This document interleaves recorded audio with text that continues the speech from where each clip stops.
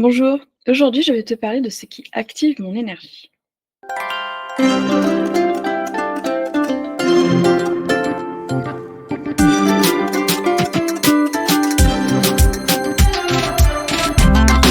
Je suis Delphine Morat, je suis exploratrice en voyage intérieur et j'aime plonger au cœur de soi pour apprendre à mieux se connaître et mieux vivre ensemble. Là, du coup, je vais te parler d'Human Design. Donc, si tu ne connais pas ce terme, je t'invite à... Il y a une vidéo là-haut qui explique les types en Human Design et sinon d'aller voir sur mon blog où je t'explique un petit peu ce que c'est. Donc moi, je suis manifesteur générateur. C'est le type hybride entre le manifesteur et le générateur. Nous sommes 70% avec les générateurs à avoir ce sacral défini, ce qui nous caractérise par cette énergie constante et inépuisable. Donc, comme tu l'as vu, ou tu pourras voir sur une autre de mes vidéos, je te parlais que quand j'ai découvert que j'étais manifesteur générateur, il y a eu un petit moment de tic en train de dire mais quoi, comment ça, moi j'ai pas le droit d'aller me reposer. Si. Néanmoins, quand tu t'observes, tu te rends compte qu'en fait, quand on l'anime par la joie, par quelque chose qui nous met vraiment en joie, on reprend instantanément des points de vie.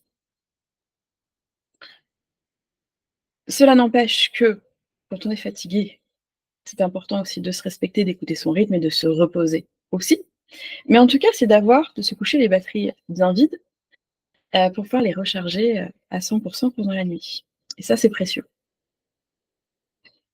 Donc, je réfléchissais un petit peu à ce qui, moi, m'activait réellement. Et par exemple, moi, j'ai des pics, parfois, de créativité et d'envie le soir, la nuit, qui peut aller jusqu'à 5 heures du matin et j'enchaîne le lendemain. C'est quelque chose qui m'anime et qui me met en joie. Généralement, je suis dans cette excitation qui fait que je ne peux pas aller me coucher, parce que ça tourne trop, parce que je suis trop excitée et parce que je suis complètement reboostée et nourrie complètement. Ça peut être quand je crée quelque chose. Hem, Ça peut être aussi quelque chose qui me donne justement cette stimulation, instantanée, tu vois? J'ai un petit syndrome de la bonne élève, hem et le soir, si par exemple, j'ai rédigé un article de blog, tant que je n'ai pas atteint un score, que j'estime très bon, notamment en référencement naturel, heu, je vais pas lâcher. Par contre, quelle stimulation! Moi, je m'étais dit: «Oh, je finis juste ça, je valide le score, j'étais à 98 et là, par contre, je me suis dit: «Bah, j'ai tellement rechargé, je suis tellement dans cette joie que je voulais terminer ça avant d'aller me coucher, mais maintenant, quelque part, je suis encore en forme pour les 2 prochaines heures parce que je me suis animée. Parce que ça m'a procuré tellement de joie de finir ça, hem et d'avoir le résultat que je voulais, que du coup, j'étais complètement reboostée. Ça vaut pour, plein de choses. Une nouvelle idée que j'ai, hem, une nouvelle rencontre, ça se présente sous plein de formes différentes. Mais du coup, le soir, si je vais essayer de garder un rythme, plus ou moins un peu normal, donc de dormir la nuit, je dois trouver cet équilibre avant d'aller me coucher, de pas faire quelque chose qui soit, hem, va m'animer de trop, parce que du coup ça me recharge instantanément et je repars. Soit quelque chose qui va me donner trop d'idées. Donc typiquement si je lis trop de livres ou regarde des vidéos ou autres ou je fais une de mes formations, si je suis trop dans le: «Oh ouais génial, oh ouais excitation», du coup pareil ça me restimule. Parce que du coup, j'ai envie de prendre des notes, parce que ça me donne des idées de ce que je peux partager, de ce que je peux améliorer, de ce que je pourrais faire. Et là, c'est feu d'artifice. Donc c'est trouver une activité, quelque chose qui permet de, redescendre et en même temps trouver cet entre-deux.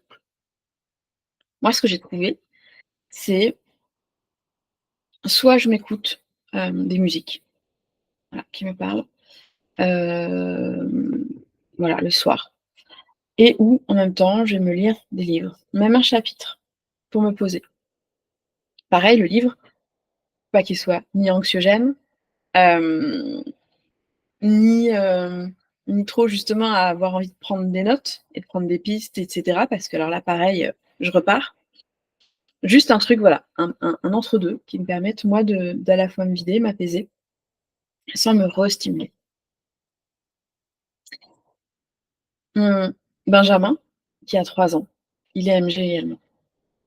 Du coup, c'est un challenge, hem, pour le coucher, très clairement, parce qu'il a une énergie de fou et que j'essaye de trouver, pareil, cet entre-deux entre vider son énergie et à la fois ne pas le stimuler, le faire repartir pour un nouveau tour et c'est encore plus flagrant chez des jeunes enfants qui sont, qui réagissent tout de suite, en fait et qui vont pas être dans l'analyse, qui vont pas être dans la réflexion et donc je sais que c'est toujours cet entre-deux. Ah, typiquement, c'est un enfant, oui, je lui dis: «Oui, tu peux sauter avant d'être couché». Pas le: «Ah, faut être au calme». Non, parce que par moment, il a besoin de sauter pour vider, vider son énergie. Il faut qu'il en a encore, donc il faut qu'il la vide et à la fois, faut pas partir sur un jeu qui va trop l'exciter, trop lui donner envie d'en faire un autre et qui va restimuler son énergie. Donc avec lui, on a mis en place des rituels, parce qu'il a notamment, la porte 5, le rythme fixe, d'apprendre la patience, et justement la mise en place de rituels peut aussi aider et poser. Il a besoin de rituels, ça lui fait du bien et à la fois,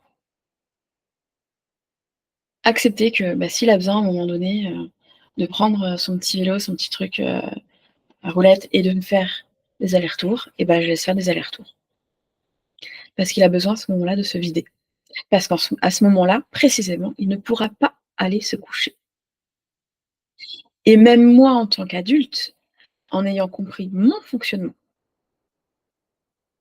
je j'accepte le sien parce qu'en me tournant sur moi, je me rends compte qu'effectivement, j'ai des pics de créativité, j'ai des pics d'excitation qui font que même moi adulte, en sachant qu'il faut que je dorme, que j'ai besoin d'un certain nombre de sommeil, que le lendemain je vais devoir travailler ou du moins me lever et qu'il va y avoir des obligations derrière et que le sommeil est réparateur et cetera, en sachant tout le truc bien normé et cetera. Hem, Ça va me permettre, lui, de le comprendre parce que moi-même je comprends ces pics d'énergie qui sont plus forts que moi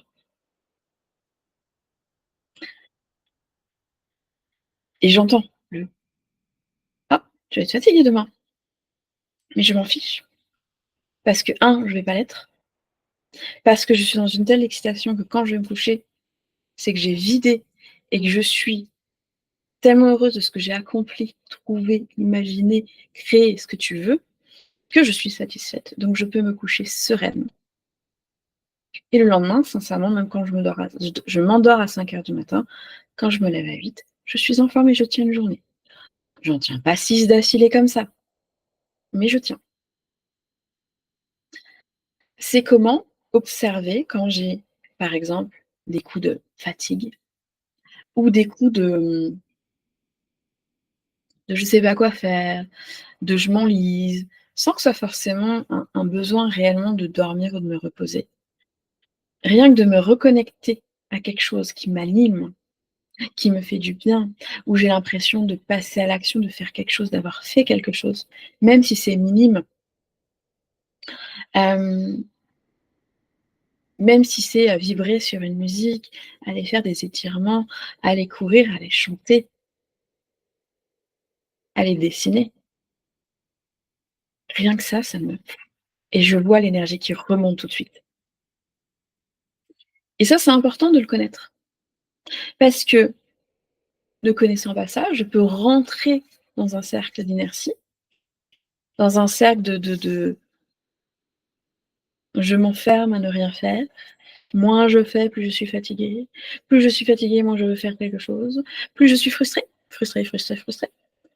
et plus je m'énerve, et plus j'ai les boules, et plus je m'en veux, et moins je fais. Et là, on rentre dans un cercle complètement vicieux. Là, l'idée, c'est justement de jongler toujours des histoires d'équilibre et de se connaître. À quel moment-là, j'ai besoin de ne plus forcer et d'aller me poser et c'est OK. Et à quel moment, parfois en retrouvant juste une petite motivation sur autre chose, hop, ça repart. Voilà pour aujourd'hui. Il y a des infos sur mon blog en dessous et si tu veux en savoir plus ou si tu veux me contacter et si tu as envie que j'aborde certains thèmes ici ou si tu as des questions, n'hésite pas à me contacter. À bientôt.